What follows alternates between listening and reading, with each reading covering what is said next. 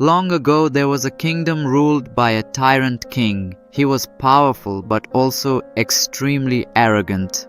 He could not bear to hear praise for anyone other than himself. One day a wise sage arrived in the kingdom. Within a few days people began to admire him. His kindness, humility and wisdom won everyone's heart.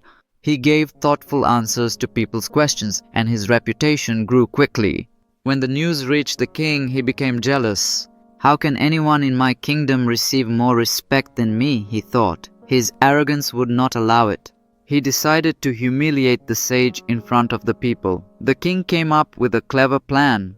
He sent his guards to invite the sage to the palace. The sage accepted the invitation with a smile.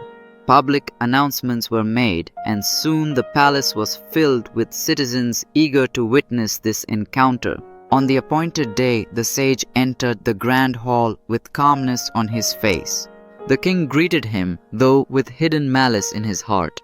"I have heard much about your wisdom," said the king. "Let me see it for myself. I will ask you a question." The sage nodded gently. The king held a black cloth bag in his hand and asked, "Tell me, what is in this bag?"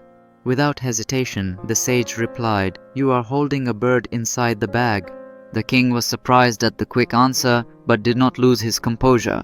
He smirked and asked again, "Very well, but now tell me, is the bird alive or dead?" The king had already planned both outcomes.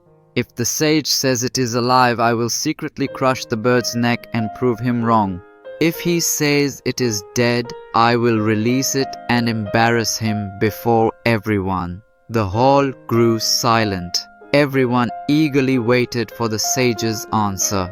The sage smiled and calmly replied, "The answer lies in your hands. The bird's life or death depends on you." The king froze. His trick had failed.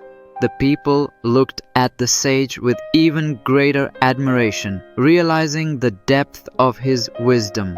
The path of our life is also in our own hands. By our choices and efforts, we decide whether it becomes full of life or ends in waste.